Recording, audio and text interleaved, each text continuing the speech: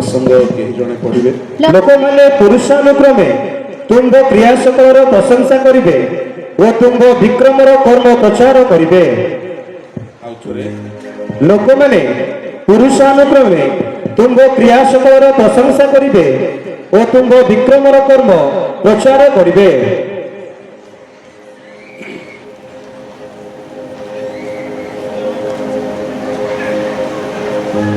आम्भमानंकर प्रसंग हेउछि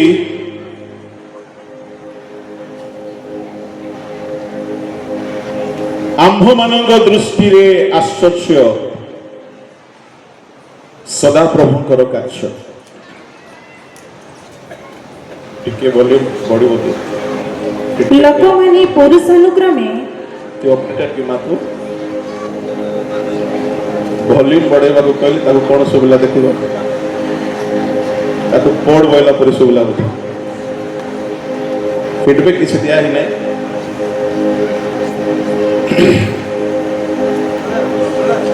लेखा अछि आम्भमानंक दृष्टि रे आश्चर्य सदा प्रभुंकर कार्य। प्रिय ईश्वर लोक माने समुदाय बाइबल परमेश्वर कर्म आधारित पुस्तक अटे।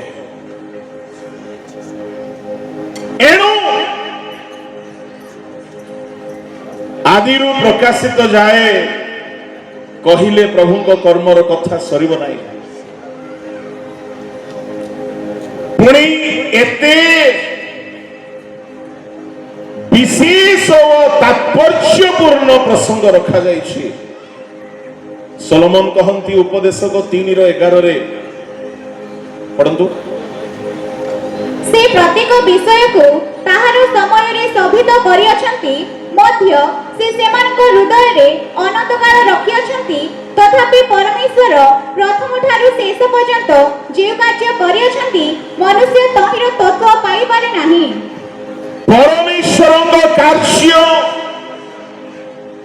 एही प्रकार जे मनुष्य पुणी से कार्यर तत्व पाई पारिबो नाही।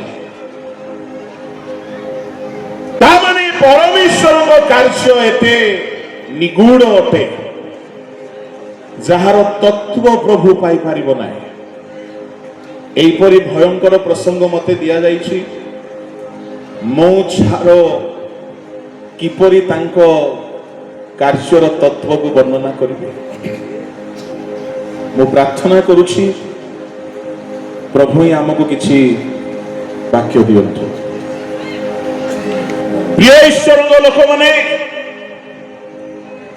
परमेश्वरंकर सब कार्य आश्चर्य अटे। तांको सृष्टि आश्चर्य अटे। से हस्तरे निर्माण करिथिबा सकल सृष्ट प्राणी वस्तु मनुष्य आश्चर्य अटंती। किंतु मुआसी आपनकु 7 गोटी कथा संक्षिप्त रे कहिबे। जदि आमे परमेश्वरंकर कार्यर तत्व पाई परिबा नाही आमे विनष्ट हेइ जिबा बोली लेखा अछि। एणु परमेश्वरंकर कार्य को जानिबा को पड़िबो। परंतु जिसाय तार 5 अध्याय 12 पद सेमानको भोजिरे बीणा व नेपल तबला व बंसी व द्राक्षरस थाए मात्र सेमाने सदा प्रभुकर कार्य निरीक्षण करती नाही कि अबा ताहांकर हस्तर कर्म सेमाने विवेचना करि नाहंती। 13 पद रे कोन लिखा अछि?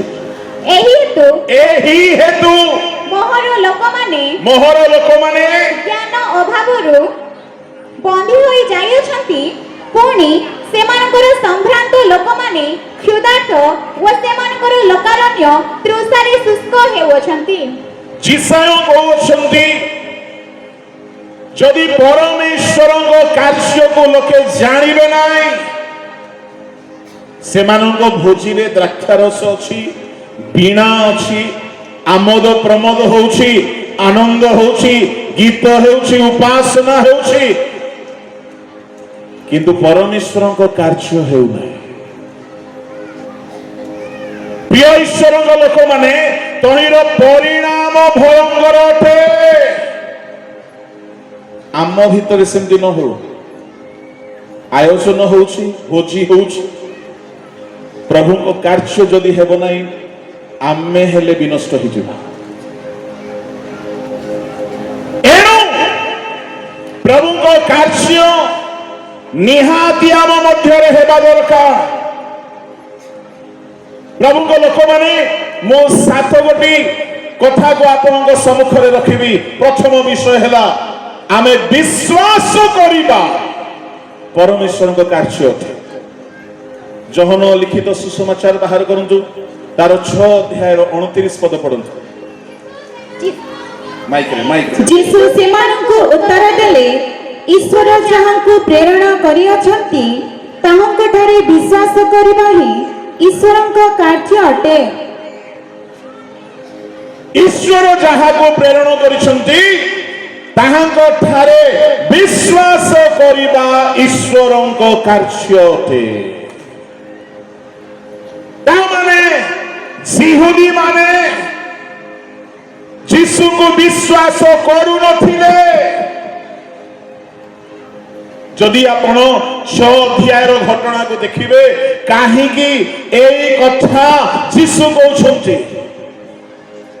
ତିବିରିଆ ସମୁଦ୍ରର ଆର ପାରିକୁ ଯୀଶୁ ଯାଇଛନ୍ତି, ଆଉ ବହୁତ ସଂଖ୍ୟକ ଲୋକ ସେଠାରେ ରୁଣ୍ଡ ହୁଅନ୍ତି। ସେମାନଙ୍କୁ ଯୀଶୁ ସୁସ୍ଥ କଲେ। ବହୁତ ଆଶ୍ଚର୍ଯ୍ୟ କର୍ମ ହେଲା। ବହୁ ସଂଖ୍ୟକ ଲୋକ ଜମା ହୁଅନ୍ତେ। ଯୀଶୁ ଫିଲିପକୁ ପଚାରିଲେ, ଏମାନଙ୍କ ପାଇଁ କେଉଁଠାରୁ ରୋଟି ଆଣିବା? ଘଟଣାକୁ ମୁଁ ସଂକ୍ଷିପ୍ତ କରୁଛି। ଆନ୍ଦ୍ରିୟ ଖୋଜିକି ଆଣିଲେ ଗୋଟିଏ ବାଳକକୁ, ଆଉ କହୁଛନ୍ତି, ଯୀଶୁ ଏହା ପାଖରେ 5ଟି ଜବର ରୋଟି ଅଛି, 2ଟି ମାଛ ଅଛି। ଯୀଶୁ କହିଲେ, କଅଁଳ ଘାସ ଉପରେ ବସାଅ।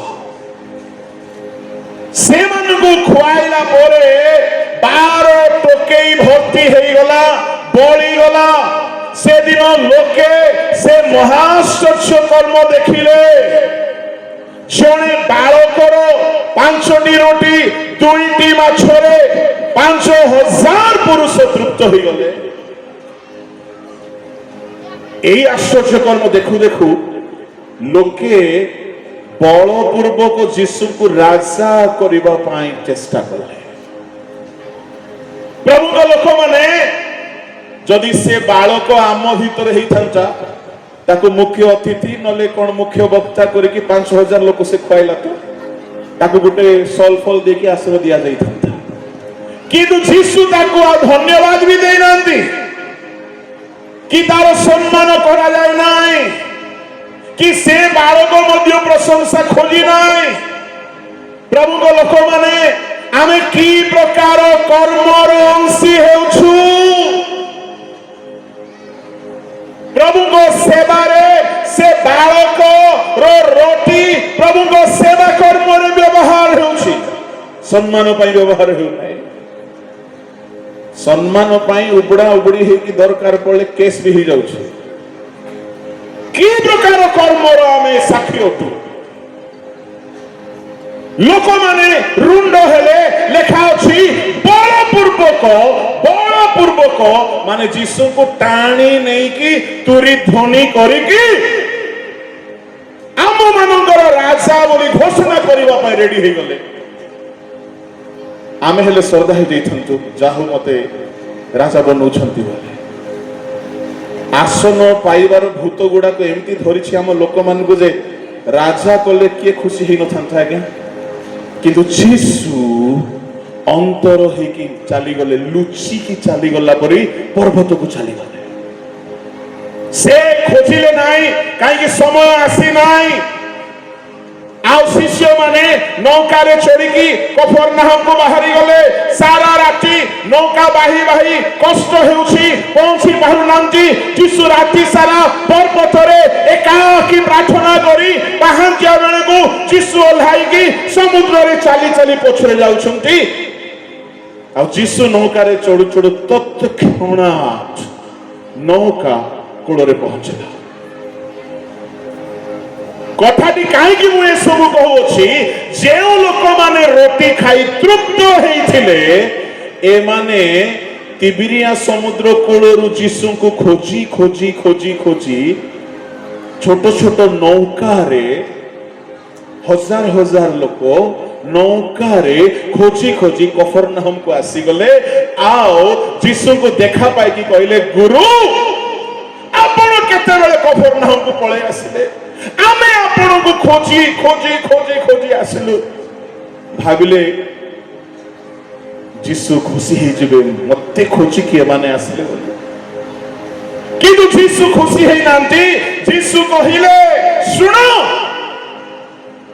ଆଶ୍ଚର୍ଯ୍ୟ କର୍ମ ଦେଖିବାରୁ ଯେ ତୁମେ ମତେ ଖୋଜୁଅଛ ତାହା ନୁହଁ, ମାଛ ରୁଟି ଖାଇବା ହେତୁରୁ ମତେ ଖୋଜୁଅଛ। ଯଦି ଆମକୁ କିଏ କହିଦେବ ଆଜ୍ଞା ସଭାରେ ଆପଣଙ୍କୁ ଆକା ଖୋଜୁଛନ୍ତି ବୋଲି ଆମର ଆଉ କହିବାକୁ ଅଛି, କିନ୍ତୁ ଯୀଶୁ କହୁଛନ୍ତି କଣ?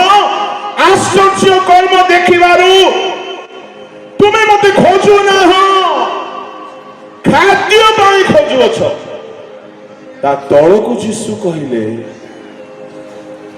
କ୍ଷୟ ଭକ୍ଷ୍ୟ ପାଇଁ ଶ୍ରମ ନ କରି ଅନନ୍ତ ଜୀବନ ଦାୟକ ଅକ୍ଷୟ ଭକ୍ଷ୍ୟ ପାଇଁ ଶ୍ରମ କର। ତାମାନେ ଯୀଶୁ କହିଲେ ଯେଉଁ ଖାଦ୍ୟ ଖାଇକି ଜଣେ କ୍ଷୟ ପାଇଯାଏ, ଜଣେ ମରିଯାଏ, ସେମିତି ଖାଦ୍ୟ ପାଇଁ ତୁମେ ନୌକା ନେଇକି ଭଡା କରିକି ଖୋଜି ଖୋଜି ଖୋଜି ଆସୁଛ କ୍ଷୟ ଭକ୍ଷ୍ୟ ପାଇଁ। ଦୁଃଖର କଥା,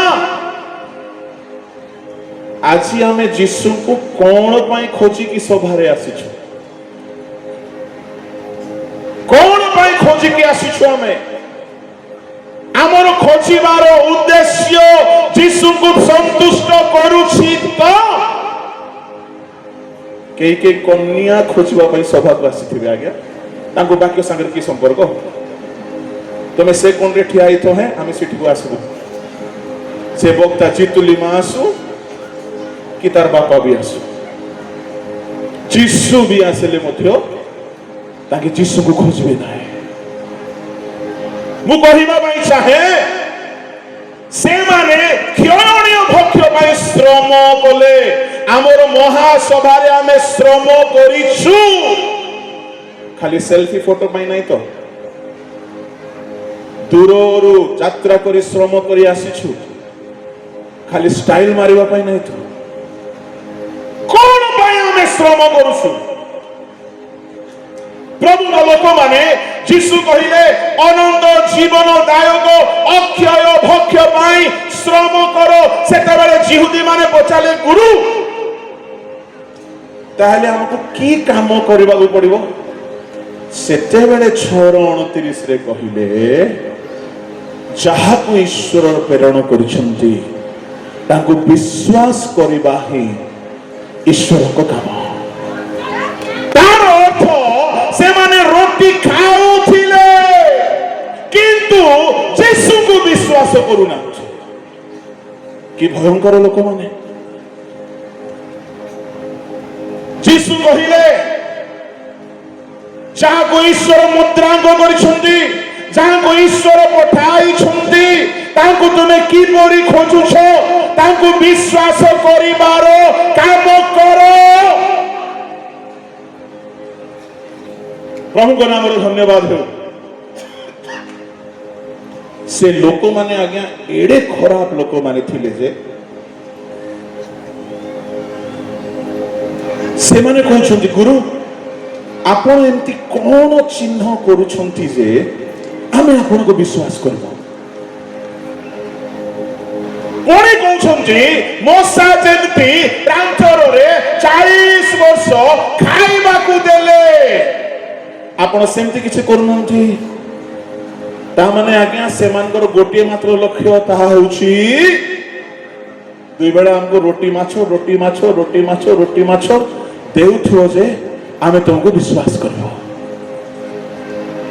प्रभु को लोक माने स्वर्गादि स्वर्गर परमेश्वर ठिया आइछन्ति, जे विश्व को सृष्टि करिछन्ति से ठिया आइछन्ति, जे नरकरु उद्धार करि पारिबे, स्वर्ग नहीं कि जीवे, जे अनंत जीवन देबे, जे शैतान रो मस्तक चूर्ण करिबे, जे मृत्यु को जय करिबे, जे क्षमा देबे, जे सुस्त करिबे, जे जीवन पुस्तक रे नाम लेखाइबे, से ठिया आइछन्ति। आ तुमे तांको पाखरे रोटी और माछ पई खोजुछ, कि दुखर कथा। आजिर सभारे भी आम लोक माने समस्ते प्रभु को खोजु नांती। केते लोक तो सभा तो चलो जीवा बोली आसुथि, केते लोक अलग अलग उद्देश्य रे आस्थिबे, किंतु केते लोक यीशु को खोज के आसुथि। प्रभु को लोक माने एडे खराब लोक माने थिले, एते दुष्ट लोक माने थिले। आपण कोन चिन्ह करूछन्ति जे आमे आपण को विश्वास करिबु? जे स्वर्गर पथ ठिया होइछन्ति से माने तांकर गत काली पर तुमे रोटी माछ खाइचलो आ आज तुमको विश्वास हेउ नाही। जीशु चिन्ह करूछन्ति, जीशु असंख्य रोगी को सुस्थ करूछन्ति, तथापि ए माने सुनु सुनु सुनिले बुझिले नाही, देखु देखु देखिले ज्ञात हेले नाही, ए मानक अंतर रे विश्वास हेला नाही। सुनंदु ईश्वर को लोक माने ए माने प्राय 2000 वर्ष धरि ईश्वर लोक बोलाउथिले, किंतु ईश्वर साक्षात आसिक ठिया हेले मध्य विश्वास करि पारु नाते। मो आपनको कहिबा पई चाहे काहे कि से माने विश्वास करि पारिले नाही। चिन्ह देखिले, आश्चर्य कर्म देखिले, काहे कि विश्वास करि पारले नाही? कारण होउची विश्वास करिबा पाई प्रभु अनुग्रह न देले जने विश्वास करि पारे नाही। परंतु कलस्य 1:29 एही उद्देश्य मध्य ताहाकर जे कार्य साधक शक्ति मोठारे सबली कार्य साधन करूछि, तद अनुसारे मो प्राणपण रे परिश्रम करूछि। फिलिपियो 1:29 परंतु कारण ख्रीष्टଙ୍କ ठारे केवल विश्वास करिबा निमंते तुम मानकु जे अनुग्रह दत्त होयछि, विश्वास करिबा पाई यहूदी मानु को अनुग्रह दिया जाई नथिला। सुनंदु सुनंदु सुनंदु आपण जदि यीशु को चिन्हि पारि छंती, जे यीशु केवल रोटी माछ खुआइबार ईश्वर नहंती, से अनंत जीवन दायक भक्ष्य, ताहेले ईश्वर को लोक माने परमेश्वर को कार्य हेछि। भाग्यवान में लक्ष लक्ष यहूदी मान को भीतर ईश्वर को कार्य हेइ नथिला। खाली रोटी खाइले, माछ खाइले, आ यीशु क्रूस रे चढ़ाओ बोले चित्कार कले। जदि आजी आमको विश्वास करिबा पाई अनुग्रह दिया जाइछि, आ आमे जदि विश्वास करिछु, एहा ईश्वरक कार्य अटे। जोहन सुसमाचार 6:65 पढंतु। आउ से कहिले एही हेतु मु तुम मानकु कहिछि, पिताଙ୍କ ठारू अनुग्रह दत्त न हेले केही मो निकट को आसी पारे नाही। के आसी पारिबे नाही?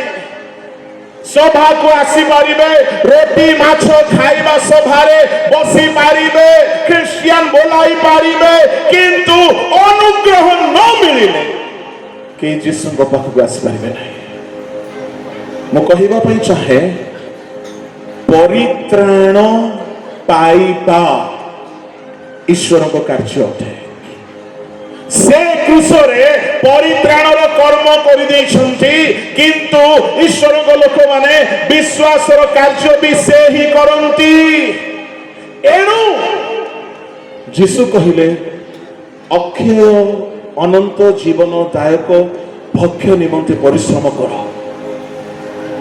आज आमर परिश्रम अनंत जीवन पाइबा पाई आमे करूछु कि? क्रूसरे से परित्राणर काम सारी दैछन्ति, किंतु खोजिबार कर्म करिबाको पड़िबो।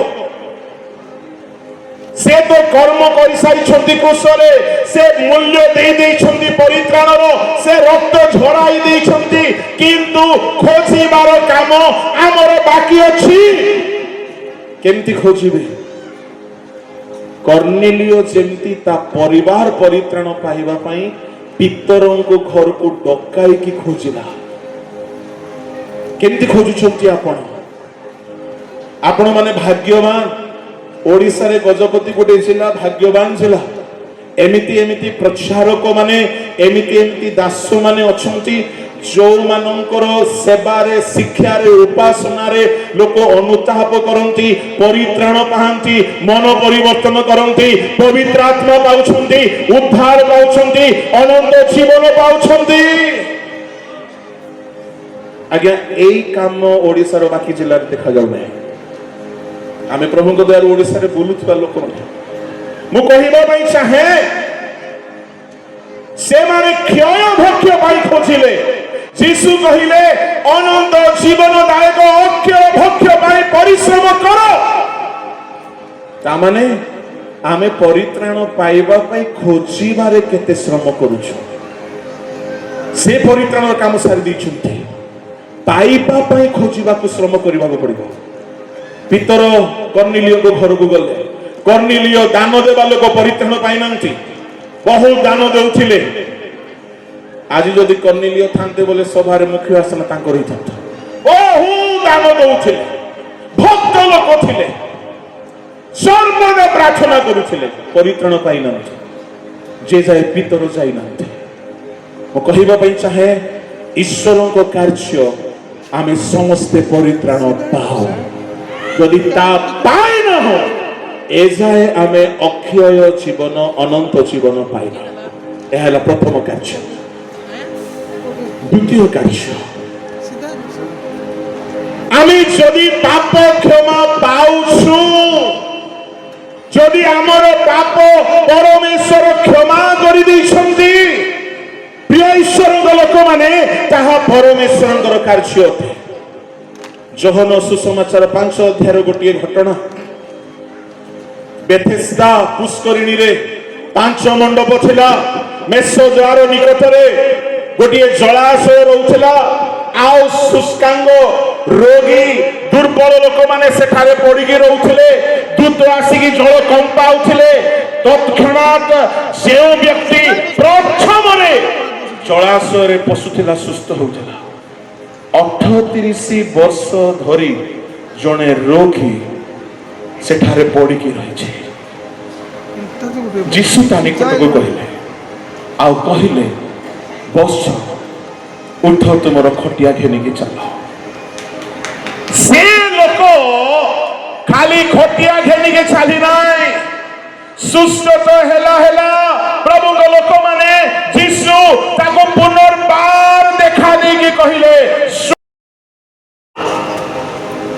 तुम सुस्थ होई अछ ता परधाड़ी कोन अटे टिके जोरे पड़ोसा लोक को देखि टिके जोरे कोंतु पड़ोसा लोक को देखि टिके जोरे कोंतु जदि आओ पाप करिवो तुमरो अधिक दुर्दशा हेबो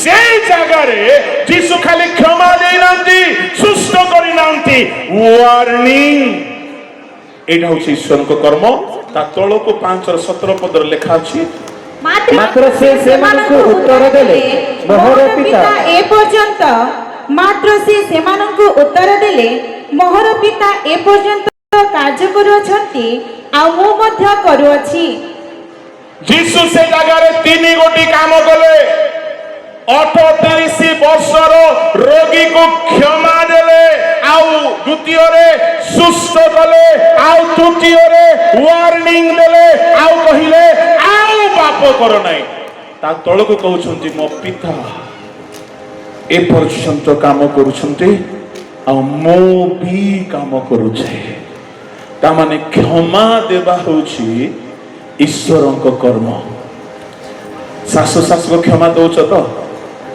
सबरे नुआ नुआ साड़ी पिंदी के ठिया हे गले ईश्वर को कर्म होबो नाही भाई भाई को क्षमा देइछ तो कमिटी पूर्वतन कमिटी को वर्तमान कमिटी को क्षमा दिया दी हेइछ तो सभा करदेले ईश्वर कर्म केवल नहीं आज्ञा क्षमा जदि आपण देई रहांती जदि हाथ को हाथ मिसई पारु नहांती आखि को आखि मिसई पारु नहांती आपण से लोक को देखिले पूरा छाती रे पूरा बर्षा मारला भली लागुची ताहले ईश्वरंकर कर्म हेई नाही कौन बोली भाबुछ आमे ईश्वर को कर्म जन को क्षमा देबा जीशु से जगह रे क्षमा देला परे कहले मो पिता काम करूछंती मु भी काम करूछे ईश्वर को कर्म क्षमार कर्म कथा न है मासो मासो बीती गलानी घर घर भितरे आ सभारे ठिया है कि आमे वंदना अभ्यर्थना आराधना उपासना चिकाटना सब चली अब आमे भाबुछु प्रभुकर काम भयंकर हैला आज्ञा क्रूसरे क्षमार कर्म कले पुरातन नियम रे क्षमार कर्म कले जदि परमेश्वर क्षमा देई न थांते स्वर्गर रास्ता बंद हो जाई थांते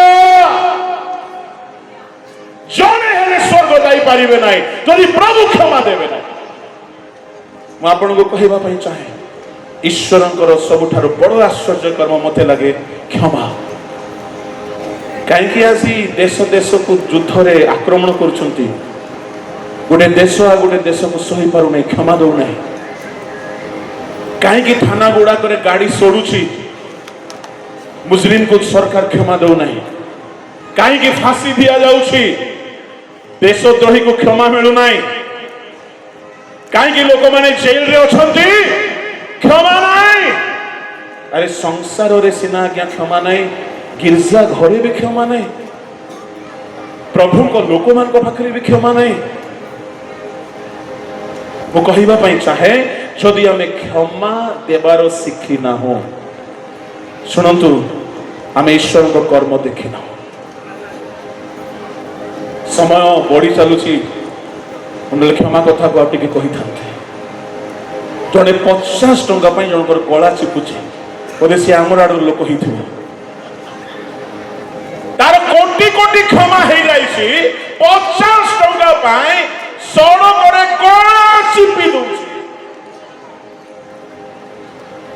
बोले से कर्मकर्ता भी होता लगे कौन क्षमा दे पार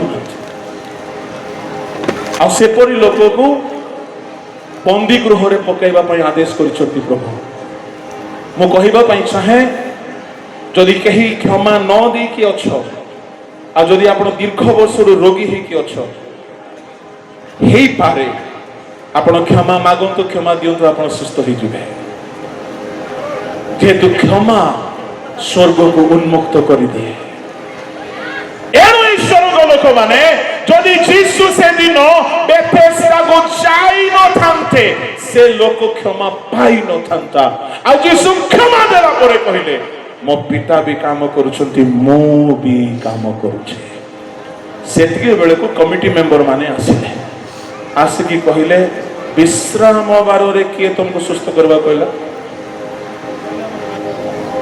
ए कमिटी वाला हमर कमिटी वाला सब भलो आगे हमर कथा को नहीं सेठी कमिटी वाला माने आसिले से माने आसिकी कहिले कि अन्य दिन रे आसिकी तुमे क्षमा दियो ओहो तुमे सिखैबो जे तीनों को सृष्टि करिसंती जे दिनर 12 घंटा को डिजाइन करिसंती जे कथा कहिबा मात्र के सूर्य न होनु दिन राति हेउथिला आज्ञा चतुर्थ दिवस रे सूर्य हैला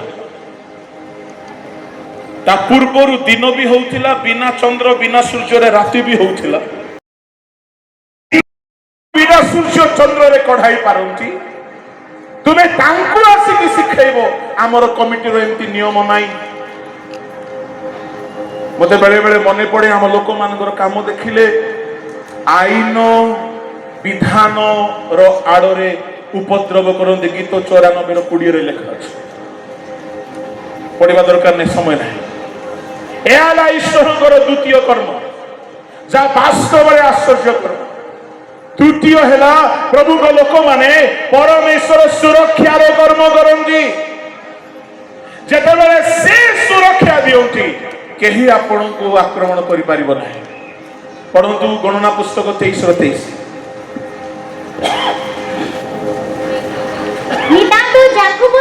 ନିତାନ୍ତ ଯାକୁବ ପାଇଁ କୌଣସି ଗଣକଥା ନାହିଁ କିମ୍ବା ଇସ୍ରାଏଲ ପାଇଁ କୌଣସି ମନ୍ତ୍ର ନାହିଁ।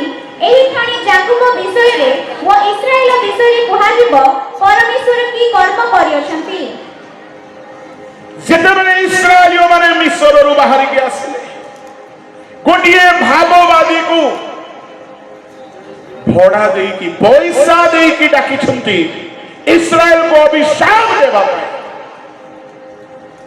ସେତେବେଳେ ପରମେଶ୍ୱରଙ୍କ ଆତ୍ମା ଜଣାଉଛନ୍ତି, ପରମେଶ୍ୱର ଏପରି କର୍ମ କରିଛନ୍ତି ଯେ କୌଣସି ମନ୍ତ୍ର, କୌଣସି ଗୁଣି ଗାରିଡ଼ି, ଭୂତ ପ୍ରେତ, ସିଦ୍ଧି ବିଦ୍ୟା, କୌଣସି ଶକ୍ତି ଇସ୍ରାଏଲ ବିରୁଦ୍ଧରେ କାମ କରିବ ନାହିଁ, ଯେହେତୁ ପରମେଶ୍ୱର କର୍ମ କରିଛନ୍ତି। ମୁଁ କହିବା ପାଇଁ ଚାହେଁ, ସେମିତି କାମ ଆପଣଙ୍କ ଜୀବନରେ ହେଇଛି ତ? ଯଦି ପରମେଶ୍ୱର କାମ କରିଥିବେ ଆଜ୍ଞା, କୋଉ ଗୁଣିଆର ବାଣ ତୁମକୁ ବାଜିବ ନାହିଁ, କୋଉ ମନ୍ତ୍ରବାଦୀର ବାଣ ବାଜିବ ନାହିଁ, କୋଉ ଭୁତୁଡ଼ିଆର ଶକ୍ତି କାମ କରିବ ନାହିଁ, ଶୟତାନ ଆପଣଙ୍କୁ ଛୁଇଁ ପାରିବ ନାହିଁ। ଗୋଟିଏ ଗାଁକୁ ଆମେ ଗଲୁ, କିଛି ଆତ୍ମା ଲାଭ ହେଲା। ସେ ଗାଁର ଦେବତା ରାତିରେ ସେ ପାଷ୍ଟରକୁ ସ୍ୱପ୍ନରେ କହିଲା, ଜିତୁଲିମା ଆସିକରି ମୋର ପିଲାମାନଙ୍କୁ ନେଇ ଯାଉଛି, ତାର ଆଡ୍ରେସ ଟିକେ ଦେ ବୋଇଲା। ମତେ ପାଷ୍ଟର ଫୋନ କଲେ, ଦେଇଦିଅ ଆଜ୍ଞା ଆଡ୍ରେସ। ଆଉ ଥର ଗଲୁ ସେ ଗାଁରେ, ଆଉ କିଛି ଲୋକ ପରିବର୍ତ୍ତନ ହେଲେ। ସେ ଗାଁର ଦେବତା, ସେମାନେ ମୂର୍ତ୍ତି ପୂଜକ ନୁହନ୍ତି, ଜଙ୍ଗଲ ଦେବତାକୁ ପୂଜା କରନ୍ତି।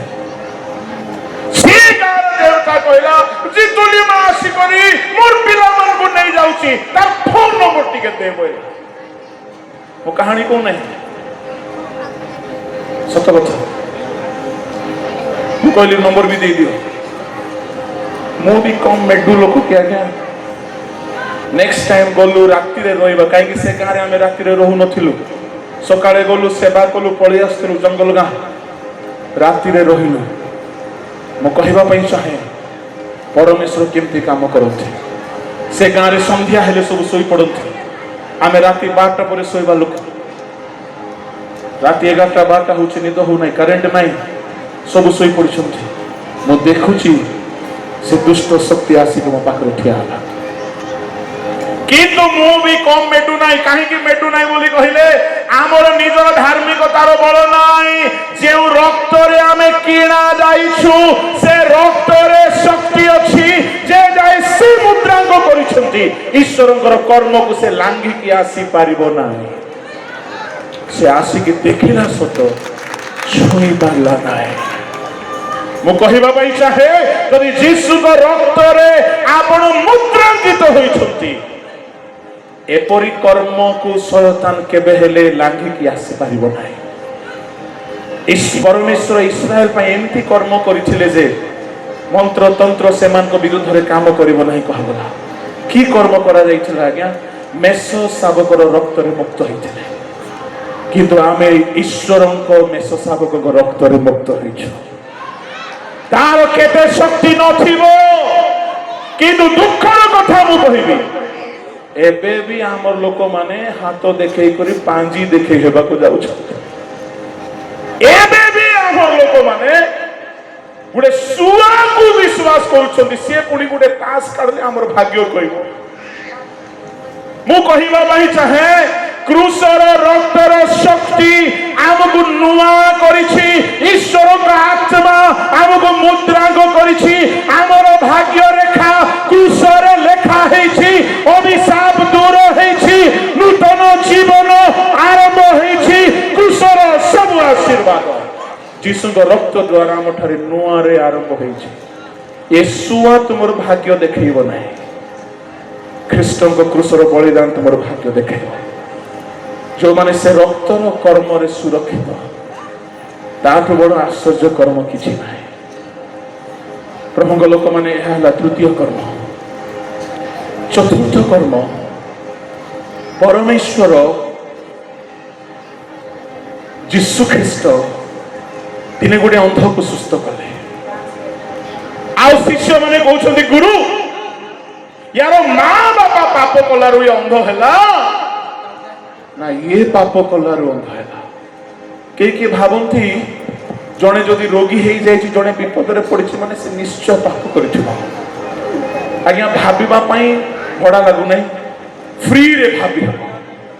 ଜଣେ ଜନ୍ମରୁ ଅନ୍ଧ, ମୁଁ ସେ ବ୍ୟକ୍ତି ବିଷୟରେ ଭାବୁଥିଲି ସେ ଜନ୍ମରୁ ଅନ୍ଧ ହେଇଛି। ସେ ଚାଲିଲା ବେଳେ କେତେ ଥର ଝୁଣ୍ଟାଇଥିବ, ସେ ଖାଇବାରେ କଷ୍ଟରେ ଖାଇଥିବ, ଚାଲିବା ଶୋଇବା ବୁଲିବା ବହୁତ କଷ୍ଟ ହେଇଛି ଅନ୍ଧକୁ। ଏତେ ବର୍ଷ କାହିଁକି ସେ କଷ୍ଟ ପଡ଼ିଲା ଜାଣିଛନ୍ତି? ଦିନେ ଯୀଶୁ ଆସିବେ ଆଉ ଈଶ୍ୱରଙ୍କ କର୍ମ ତା ଦେହରେ ପ୍ରକାଶିତ ହବ। ତା ମାନେ ବେଳେ ବେଳେ କାହାରିକୁ କଷ୍ଟ ଭୋଗିବାକୁ ପଡେ। ମୁଁ ଯଦି ଅନ୍ଧକୁ ପଚାରିବି ଭାଇରେ ତୁ କଣ ପ୍ରଭୁଙ୍କ ପାଇଁ କଷ୍ଟ ଭୋଗିଲୁ? ଈଶ୍ୱରଙ୍କ କର୍ମ ମୋ ଜୀବନରେ ହେବା ପାଇଁ ମତେ ଅପେକ୍ଷା କରିବାକୁ ପଡିଲା, ମତେ ଝୁଣ୍ଟେଇ ପଡିବାକୁ ପଡିଲା, ମତେ କଷ୍ଟରେ ଚାଲିବାକୁ ପଡିଲା। ମୁଁ ଈଶ୍ୱରଙ୍କର କର୍ମ ନିମନ୍ତେ ଅନ୍ଧ ହେଇକି ଥିଲି। ଈଶ୍ୱରଙ୍କ କର୍ମ ପ୍ରକାଶିତ ହେବା ଉଦ୍ଦେଶ୍ୟରେ ମୁଁ ଅନ୍ଧକୁ ସହିଲି, ଅନ୍ଧପଣକୁ ସହିଲି, ମୁଁ ଝୁଣ୍ଟାଇଲି, ମୁଁ କଷ୍ଟରେ ସହିଲି। ମୁଁ କହିବା ପାଇଁ ଚାହେଁ ଯୀଶୁ କହିଲେ ଯେ ପର୍ଯ୍ୟନ୍ତ ମୁଁ ଜଗତରେ ଅଛି ମୁଁ ଜଗତର ଜ୍ୟୋତି। ଛେପ ପକାଇଲେ, କାଦୁଅ ଲେପି ଦେଲେ ଆଉ ତାକୁ ସୁସ୍ଥ କଲେ। ସୁସ୍ଥ ହେବା କଥା ବଡ କଥା ନାହିଁ, ଈଶ୍ୱରଙ୍କ କର୍ମ ଯେପରି ତାଠାରେ ପ୍ରକାଶିତ ହେବ ସେଥିପାଇଁ ସେ ଅନ୍ଧ ହେଇଥିଲା। ଶୁଣନ୍ତୁ, ତା ମାନେ ଈଶ୍ୱରଙ୍କ କର୍ମ ହେବା ପାଇଁ କେହି କେହି ଜୀବନରେ କଷ୍ଟ ସହ କରନ୍ତି। ଈଶ୍ୱରଙ୍କର କର୍ମ ପ୍ରକାଶ ହେବା ପାଇଁ ପ୍ରଭୁ କାହାକୁ ବହୁତ କଷ୍ଟରେ ରଖିଥାନ୍ତି। ଠିକ ସମୟ ଆସିବ ତାର କଷ୍ଟକୁ ସେ ଦୂର କରିବେ, ତାଙ୍କ କର୍ମ ପ୍ରକାଶ କରିବେ। ପ୍ରଭୁଙ୍କ ନାମ ଧନ୍ୟବାଦ ହେଉ। ତା ମାନେ ପ୍ରଭୁଙ୍କ ଲୋକମାନେ ଆଶ୍ଚର୍ଯ୍ୟ କର୍ମ ହେଉଛି ଈଶ୍ୱରଙ୍କର କର୍ମ ଅଟେ। ପ୍ରଭୁଙ୍କ ନାମ ଧନ୍ୟ ହେଉ। ସମୟ ମତେ ଆଉ ଅନୁମତି ଦେଉନାହିଁ। ଅବଶିଷ୍ଟ କଥାକୁ ମୁଁ ପରବର୍ତ୍ତୀ ଅଧିବେଶନରେ କହିବି, କିନ୍ତୁ ମନେ ରଖିଥାନ୍ତୁ ଆମେ ଯଦି ଈଶ୍ୱରଙ୍କ କର୍ମକୁ ଚାଖି ନାହୁଁ ତାହେଲେ କେବଳ ଆମେ ସେ 5,000 ଲୋକ ଖୋଜିଲା ପରି ଯଦି ଯୀଶୁଙ୍କୁ ଖୋଜୁଛୁ ଆମେ ମଧ୍ୟ ଅଭାଗା ବୋଲାଇବା। ପ୍ରଭୁ ଆମମାନଙ୍କୁ ସାହାଯ୍ୟ କରନ୍ତୁ। ଆମେ କି ପ୍ରକାର କର୍ମ ନିମନ୍ତେ ପ୍ରଭୁଙ୍କୁ ଖୋଜୁଛୁ? ଚକ୍ଷୁ ବନ୍ଦ କର।